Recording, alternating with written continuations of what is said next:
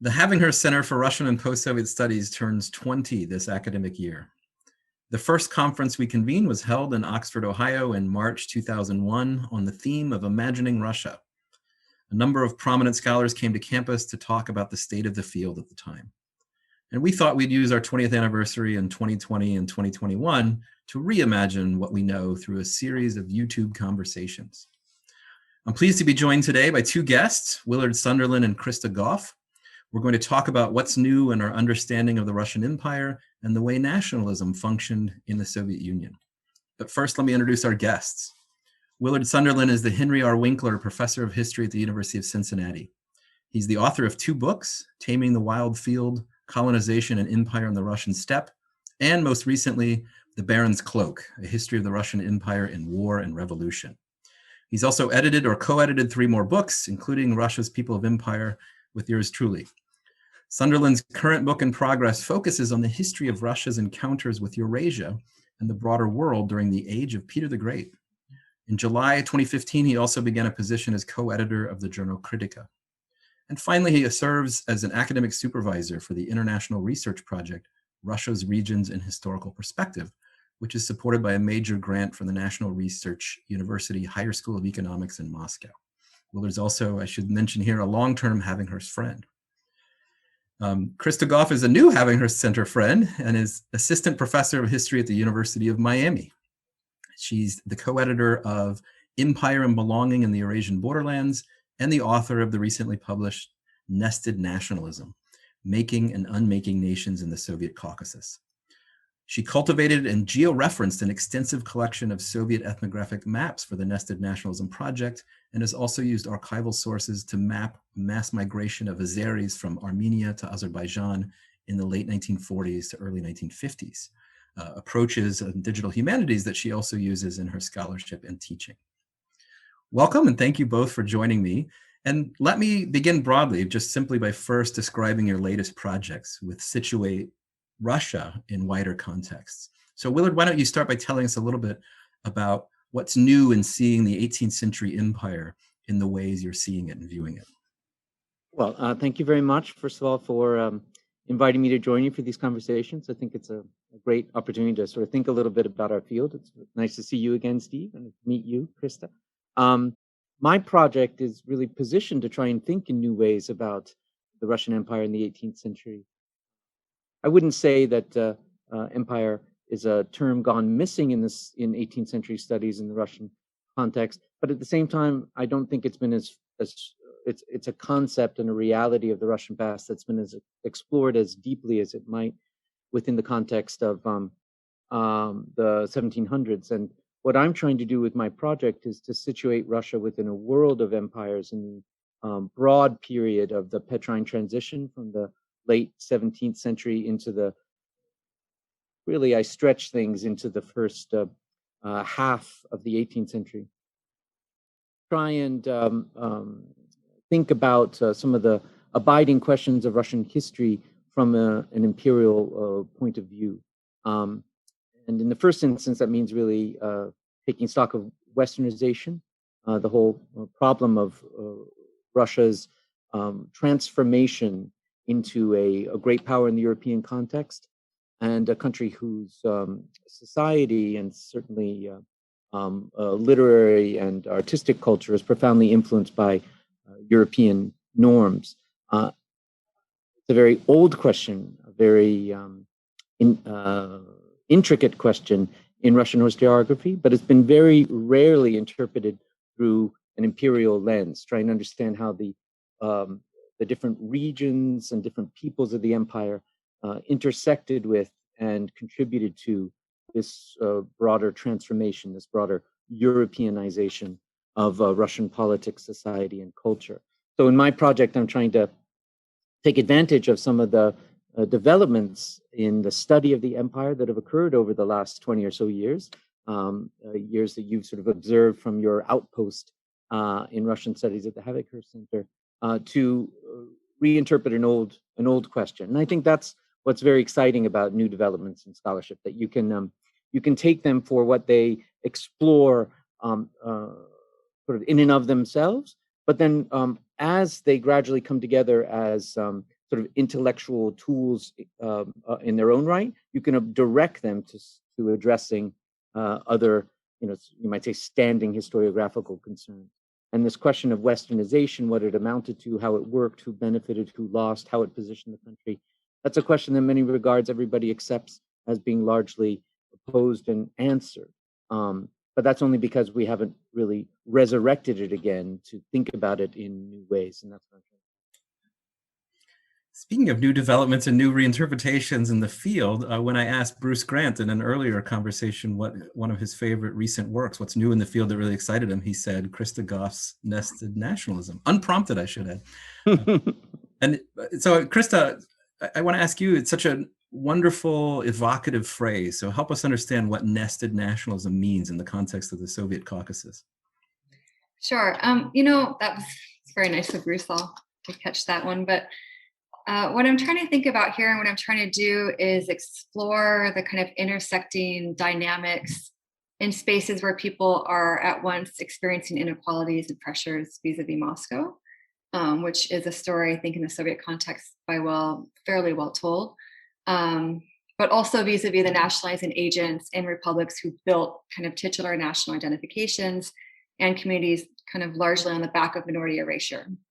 So those kind of political agents who complained about discrimination and Russian hegemony infringing on their national autonomy in the republics, but then turned around and enacted many of these same practices to marginalize and kind of violate non-titular communities and identifications in their republics, which, I think brings me to this question of belonging and where this whole project began, and I guess its true origins, I suppose. But it started in the early 2000s when I was actually studying abroad in Russia and lived with a family who had been kind of displaced from multiple homes in the South Caucasus amid the kind of long dissolution of the Soviet Union in the late 80s and early 1990s. And their story was on so many levels kind of that of a struggle for belonging. And, in their home republic where they lived as ethnic minorities, they recognized these kind of certain limitations on their belonging in a republic that was increasingly defined by the titular nationality, which they were not a part and could not become a part, right? And then kind of being displaced after that to their so-called ethnic homeland, that is like the republic named for their nationality where they should have, been at home, right? Also did not help them to achieve a sense of belonging. Because a lot of the choices that they had kind of made as minorities in their home republic, where they saw no path to integration, no future for kind of the minority nationality, and kind of then alienated them in their new home. They had chosen to study in Russian because, to attend the Russian schools because they didn't see a future in their native language where they lived in the Soviet period. And they didn't see a future in the titular language either because they didn't see a path for kind of minority advancement where they were. But then once they get displaced, to their ethnic homeland, they aren't literate in that language either. They might speak it, but they don't read it, they don't write it. And there's kind of new layers of discrimination that they're dealing with. And when I was thinking this through, actually as an undergraduate project, Soviet nationality literature, it's so rich and there's so many exciting books that were coming out around that time in the early 2000s, but none of them were really kind of dealing with this question of the minorities who were kind of doubly minoritized in the Soviet space, right? Who were living in republics where other minorities in the grand scheme of the Soviet Union were actually majorities that could kind of turn some of these policies around on them and repress them. And so, that kind of story, I think, is where it all began. And of course, then for that film, unfortunately, they ended up in Russia. Or not unfortunately that they ended up in Russia, but when they ended up there, they kind of faced a different challenge of belonging, where racists in Russia tried to make them once again feel that they didn't belong, these people from the Caucasus, that they weren't welcome. And this story, I think, of kind of struggling for belonging in so many ways was replicated in the lives of other minorities in the Soviet Union who were made to kind of feel separate, less than, unwelcome as minorities in their home republic, and are still, I think, amidst all of these continued displacements, especially in the Caucasus region, kind of struggling to find somewhere that they belong today. So the nested nationalism kind of, I think, started from that story of a lack of belonging that I was kind of observing. And then in the literature also kind of, trying to find an understanding for these kind of layers of belonging and non-belonging that you would see in the Soviet context. Willard, your work tackles this notion of belonging too. I mean, in many ways, your work on the Baron's Cloak ends where Krista's work begins. That is the way in which empires reconfigure themselves and the way they begin to think of how nationalisms and national identities operate within multi-ethnic, multi-confessional spaces. So given what Krista just described about the problems of belonging across the 20th century, do you see this as a byproduct of your work, or maybe a better question is to help us understand the tensions of belonging within the Russian Empire, especially your character Ungern, the Baron of the Baron's Cloak? Well, I think the question of belonging is posed in different ways within empires throughout the imperial experience, that is to say, from earliest times to the present, different empires in different places. This question of one's position relative to imperial power shows up, but it obtains a greater urgency and intensity as we approach our time. As we move into the age of nationalism and the contradictions that nations pose within an imperial context. They don't necessarily, in my view, in and of themselves, require the dissolution of empires. In fact, we can see very curious examples of tense but useful cohabitation between national and imperial forms. But they surely raise questions, and they place this issue of belonging in a light that it doesn't necessarily sit in earlier times. So if we just take the Russian case, I think that a typical subject of the empire, which is itself a very hard category to imagine because these typical subjects were themselves so diverse.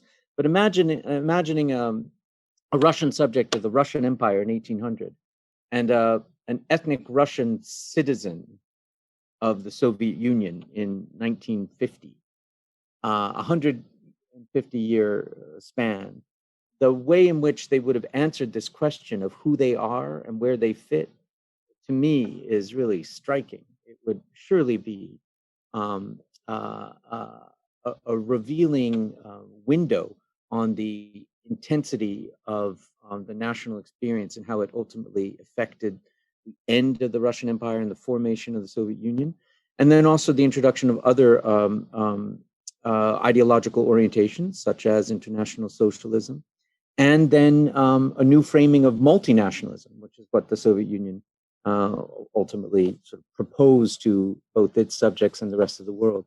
A new vision of how to live together while being each supposedly different, distinct. So I don't know. My work on Ungern did perforce address this question, but it was always because the times were sort of requiring it to be addressed. It wasn't necessarily a question that was sort of growing out of the sort of essence of the imperial form, because of course the Russian Empire endured in different endured in different shapes, sizes, and to different degrees of success as a multinational, multicultural, multi-ethnic structure by largely stepping around this question. And it became posed especially urgently for individuals like Ungern, really only at the very, very end of the imperial era, when Ungern's belonging to the aristocracy, to an imperial rulership, broadly defined, wasn't good enough. He also had to think through his ethnic and religious belonging, because those qualities of belonging were also now being measured in terms of loyalty to the state. So as a German Protestant in the context of World War I, he was obviously in a problematic position, and men like him, families like his, were forced to reckon with that that question in a way that, say, 100 years earlier, for all of the tension between the Germans, supposedly, and the Russians in the war with Napoleon, this question of national allegiance is just not posed in the same way. It's interesting you picked 1950 out of many possible dates to think about the span of belonging within this imperial space, and mention that Ungarn, as you just said, Willard, faced these questions in the context of the chaos of World War I and the breakup of an empire. And I bring that up because one of the things that interested me the most about Krista's book is that you focus for quite a bit on the post-war, another kind of crisis moment, the post-war period, when issues of belonging faced other crises and caused people to think of themselves in a very particular way. So tell us a little more about why the post-war period, why it's significant in the Caucasus, in the way in which you view nested nationalism and belonging. Post-World War, which... Two. Sorry. Yeah. There's a few wars in the book, so I wanted to make sure. Yeah, so the post-World War II moment in the Caucasus is really interesting because the war kind of, I think, upends the way in which the state had created certain boundaries around national imaginings.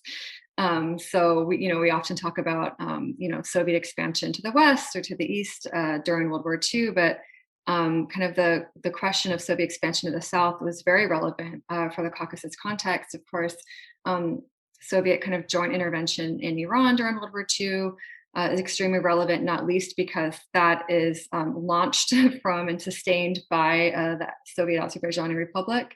Also, kind of intrigues in Turkey and attempts to acquire Turkish territories, also like the Iranian story, kind of feed into narratives in the Caucasus about kind of reimagining internal borders between republics, reimagining who will live in what ethno-territorially defined space, reimagining who belongs in those spaces.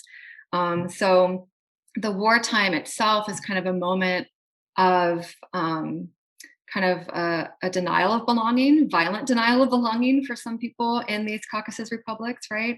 You have mass kind of ethnic deportations, not only from the north, but also the South Caucasus, of Kurds and Muscovite Turks and Germans, Iranians, all sorts of different populations. So you have kind of a mass denial of belonging. You also have assertions that republics have been misrepresented as one type of ethnic space, and they're actually a different type of ethnic space, but really kind of like a hardening of difference between different nationalities. At the same time that you have this kind of overarching narrative of Soviet patriotism, the war is ultimately often spoken of as a nation building exercise for the Soviet Union, right? Something that kind of creates this foundational myth of belonging for people across all sectors of Soviet society, even those who had been marginalized in the 30s, right, are now brought into the Soviet story. And while that is going on, you have these other kind of exclusions that are happening. And then coming into the post-war moment, of course, you can't forget what's happened in the 40s. And so you have this kind of rise amidst de-Stalinization and the rooting out in the Caucasus political structures of Stalin-aligned individuals or people who are kind of cast in that way. The rise of a new kind of leadership cohort that is a product of the 1940s, is a product of this moment when national borders and boundaries could be reimagined at a time when the Soviet states seemed to be expanding, when border changes seemed to be a real possibility, population changes seem to be a real possibility, and that kind of cohort comes into play, particularly in Azerbaijan. And it's really a moment where, I think I argue in the book that Azerbaijan kind of becomes Azerbaijani in this post-war moment of possibility in terms of renegotiating the political boundaries and also, frankly, nationality policy, because it's not just about these kind of national elites in the republics, but also people on the ground who are kind of taking up the call of the national elites to kind of assert their own rights in this space, right? So a follow-up for you, Krista, and I should say here too that one of the things I liked tremendously in reading both of your books, Willard's most recent book, is that, I had read before about Soviet intervention in Iran, so I knew it happened in World War II, but I hadn't really thought about what it all meant until reading your book. And the same for, what Mongolia was like in the context of the Russian Civil War. Of course, I knew it was involved, but I didn't really know what it meant and why it mattered, I guess, is what links your two books. But one of the things that, picking up on what you just said, Krista, is that, of course, what you study in the post-World War II era and these notions of Azeriness directly impacts today, the present day. And of course, while you were finishing this book, we saw an outbreak of violence in Nagorno-Karabakh again. So tell us a little bit about how what you studied helps us understand what's going on and persisting in this part of the world today. Right. The story never really ends. Unfortunately, there was a very violent outbreak of violence again in the Caucasus this fall, and we'll have to kind of see what ends up happening there ultimately, if there's ever a lasting solution to that conflict. But I think it did, the book was completed just before the most recent outbreak of conflict. So the narrative kind of ends without taking that into account. But I think that a lot of what I say stays true, despite the changes that have happened this fall. So there's kind of, I think in the region, this ongoing kind of disjuncture between promises of national equality for non-titular minorities and differentiated life experiences that continue to kind of motivate cultural and political actors who want to kind of make equality and equity and diversity something that is part of their lived experience and not just kind of part of the discursive space. And you still see also in the region these kind of pitched battles over ethnogenesis that kind of testify to the ongoing relevance, I think, of Soviet models of titularity, right? Azeris, Georgians, Armenians, other titular nations that were kind of empowered in the Soviet period are still using ethnogenesis to kind of legitimate their claims to dominance and majority status in these republics. And there's also an unfortunate tendency that has continued since the Soviet period to the present day in the region that kind of conflates minority expression and demands for actualized rights with separatism. And so, in Azerbaijan, there's kind of extreme sensitivity, even, paranoia surrounding minority organizing that kind of guides, assumptions that there's kind of imminent separatism and that minority populations are not to be trusted. And you saw that play out during the conflict this past fall, where Armenians also kind of took up that assumption, right, that minorities are kind of inherently destabilizing forces inside of these post-Soviet republics, and kind of tried to appeal to the minorities in Azerbaijan to fight with the Armenians against Azerbaijan, which of course is a complete kind of denial of space for minorities in the Azerbaijani kind of nation, right? Assuming that they are disloyal and they're going to join your side because they are minorities. So from the Armenian perspective, you kind of see that being played out, but you also see kind of concern, I think, on the Azerbaijani side that there could be something there, right? That maybe the Armenians are like onto something, and kind of concern about, behavior and kind of a reification of these assumptions that there isn't space for minorities unless they assimilate, unless they kind of adopt the identity that the state is trying to give them. And you had actually during the conflict this fall, a Talish activist who is also the author of Talish dictionaries die in prison in Azerbaijan, kind of at that moment where Azerbaijani victory started to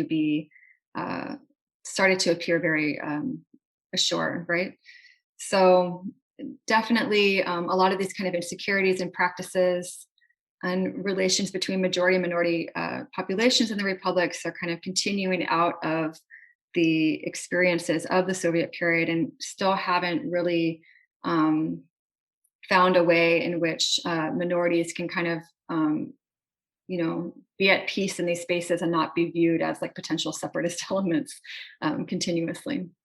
And one of the things you said earlier, Krista, that struck me that was also in your book is how some of what drives non-titular nationalities' sense of belonging or lack thereof today is the way they've been erased from archival records and other records, which reminded me of Willard's attempt to understand Ungern, this baron who was German but Russian at the same time, where he's not present in the archives as much as we'd expect. And as historians, we all know the value of archives. In fact, before we started recording, we were talking about whether archives were open or not. So it's interesting that both of you wrestle with this challenge in your work. So maybe Willard, tell us a little more about how you've struggled with the erasures or absences in archives and what we can learn from that. And then Krista can pick up about what's there and isn't there in terms of archives and the non-titular minorities that she studies. You're muted, Willard. I'm sorry. Many people I know applaud my abuse of the mute button and don't tell me when I'm muted. But thank you for allowing me to be heard.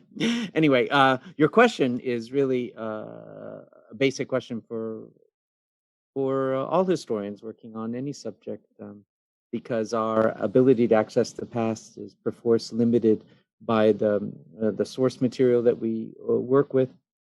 One way in which we can try and engage the problem of silence is by creating as broad a possible range of sources that we bring in so that we can pick up different sounds, inflections, voices, perspectives on the past. But invariably, some of the silences are inherent to our inquiry because our questions are posed in our time. They're not necessarily posed in quite the same way in past times. So the disjuncture that we encounter between our questions and the answers we might be pursuing in the archive or other sources of the period is in some regards to be expected. And this question of nationalness and how it's expressed, this question of belonging, I think that's a wonderful topic to explore from this vantage, because there's no question that belonging is indeed, as I suggested earlier, an idea that is alive in broader human experience, and we would expect to see it within an imperial context in which different communities, and particularly quite expressive individuals within certain privileged communities, might be in a position to really mark their belonging in different ways, establish it. But at the same time, I don't think I'm veering too much from logic to suggest that, of course, the way in which one is asking this question of belonging in 17th century Spain versus 21st century Russian Federation likely to be quite different, let alone all the countries and places in between or before.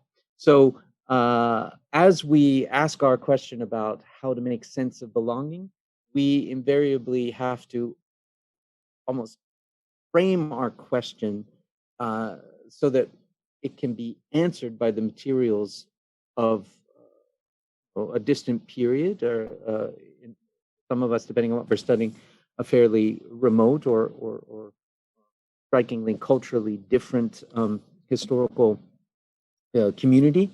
And invariably in that process, we end up with some silences, disjunctures, things that don't add up. And I was struck by that in trying to make sense of Ungern, even though his experience is relatively proximate to our own, just a few generations removed. There were still ways in which his articulation of who he wasn't necessarily framed in the same ways that it might be today. If we just take the metaphor of my book, which ultimately centered on this uniform that he effectively designed for himself at the end of his life, which was a blend between a Mongolian deal, or I called it a cloak in the book. A cloak is perhaps not the best description of it, but like a long gown of sorts, cinched at the waist with the band. In his case, ornately designed and of a striking orangey gold color, but adapted so that it also bore the insignia of a Russian military uniform. That was obviously a profound statement of belonging. He was signaling to the men around him that he fit within an understanding of the Mongolian world. At the same time, he was also making clear that he drew his authority from a representation of himself as a Tsarist officer. And Tsarist officers obviously oriented themselves by a broader understanding of European officerness or officer corps-ness. He never actually wrote any of this down. He never wrote down, I am at one and the same time expressing to you my closeness to Mongolian culture and my affinities and deep, the bearing of a deep influence of European culture. He never wrote these things down. There was never an interview in which he was asked to answer a question like that. And yet he was expressing his belonging in this other way. And I think, broadly speaking, we can take that example as the challenge that we face as historians. We're always asking questions posed largely in the terms of our time, trying to make sense of how they would have resonated in the time that we're exploring. And in cases like this question of belonging, they really did resonate. I believe they do resonate as questions in this time. We're not making up the questions for those times, but the way in which they were posed and answered can sometimes be quite different. That sounds like a great handoff to you, Krista, because as Willard said, in a broad sense, you're tackling similar questions. How do you, in other words, recover the equivalent of the Baron's cloak for the families, the non-titular minority families that you described earlier? Mm-hmm. No, I was lots of ideas while he was speaking. And I think part of it is, going back to this issue of the questions that you're asking, not necessarily aligning with the archives that you have in front of you. And I think there were a lot of kind of conceptual challenges to the type of project that I was pursuing. I met so many wonderful colleagues and archivists in Azerbaijan, and I couldn't have done this project without them. I benefited from their help immensely, but I also experienced quite a lot of kind of consternation at the various archives that I worked at, with directors and employees who, thought I was wasting my time and their time because it was anachronistic to study national minorities after the 1930s. And in the way that they looked at it. One of the senior archivists in one of the archives loved to tell me that I wasn't a real historian. I didn't know what I was doing because of the way in which I was approaching this topic of Soviet nationality history. And they would kind of get angry at me because I wanted to study something that didn't make sense for the categories that they had created and worked within, right? I mean, of course, also there's a political situation in states that have recent histories of ethnic conflict where, even simple kind of recognition of repressed minorities can be highly sensitive. But there were these kind of bureaucratic challenges as well. And, archives kind of function as a form of state politics. And so the archival visibility of non-titular minorities severely decreased in the late 1930s. And these archivists were right. When they looked in their catalogs and they looked in their finding aids, there weren't categories of documents for most of the non-titular minorities in the Republic anymore in this period that I wanted to look at. They were categorized less frequently as time went on. But this doesn't mean that these communities ceased to exist or that people kind of stopped identifying themselves in these ways just because the government had, decided that they had assimilated and kind of been left in the past. And so for me, kind of really critically working within the archives that were available was an important part of the project, but so was oral history. And oral history was a really significant way in which I, through this project, try to kind of challenge these silences and erasures in the archive and bring to the foreground the histories of peoples who had been denied recognition, who had not been cataloged, who had not produced documents that archivists saw fit to preserve or to make accessible to researchers, and who kind of were still dealing with a lot of these assimilatory politics. So for me, there's conceptual questions, there's bureaucratic issues, and then I think that there's also the issue of what other methodologies as historians we can embrace and explore, and the types of projects that we're doing to move beyond some of those kind of archivally based restrictions that we face. Speaking of exploring other projects, you both in the course of this conversation mentioned how you yourself make interventions in what does or does not exist in the scholarly literature. That is, Willard referenced it earlier in regards to the 18th century empire and westernization. Of course, Krista, the entire idea of nested nationalism begins to a certain degree, as you just described, with what we didn't know yet, or going against conventional wisdom. So as a concluding question, a brief concluding question, which I like to ask on the occasion of our 20th anniversary, what has excited you recently in terms of scholarly literature in our field? And I'll just say our field with quotes because it could really be anything. Maybe starting back with you, Krista. Sure. Honestly, there's too many things to name. There's so much exciting work coming out right now. I'm really excited about Sarah Berniger and Claire Kaiser's book manuscripts, which are in process right now about early Soviet Azerbaijan and Soviet Georgia. So I'm looking forward to seeing those published. Of course, Ronald Sunni's new biography of Stalin is a great read, especially for someone like me who's interested in the history of the Caucasus. In the last year or so, I enjoyed Sarah Cameron's book on the Cossack famine, Meyer Peterson's study of kind of late imperial and early Soviet irrigation projects in Central Asia, and also a book that came out in 2019 by one of my colleagues, Patamat Taknaeva, who published a really fascinating study of Haji Murat that draws on kind of a wide range of sources from Moscow, from St. Petersburg, from Tbilisi, from Makhachkala, to kind of explore not only his biography, but also the myths that have kind of formed around it. Tolstoy, of course, is one kind of starting point for that, but many others also in the region. So I'll leave it at that. Willard, I love getting reading lists like this. Willard? Yeah, really. I was busy scribbling some of those down. Well, I like thinking about how our moment, which I think, for lack of a better term, is still post-Soviet. It's still profoundly influenced by the legacies of Soviet power and the definitions of reality that were sort of bequeathed by the Soviet Union to the subsequent generation. And in that regard, I'm interested, especially attracted to reading that sort of pays attention to the broad continuities of the Russian past, and also the way in which the sort of dissembling of Soviet separateness, which is important in some regards, but also overstated in others, has allowed us to see the country as having much broader interconnections and entanglements with other parts of the world. So in that regard, when you gave us a hint that you might ask us to think about books that we read recently that got us sort of excited about thinking about the field in new ways, two books came to mind, both of them by scholars actually at Brown. I don't know if that was planned or whether their synergies actually had something to do with their meeting in the halls over there. But they're books by Ethan Pollock on the history of the Banya, and by Bathsheba Demuth, who I know you'll be speaking with very soon, kind of ecological history of the Bering Strait. Bathsheba's book really requires us to put aside our national templates and to think of natural spaces in between nations.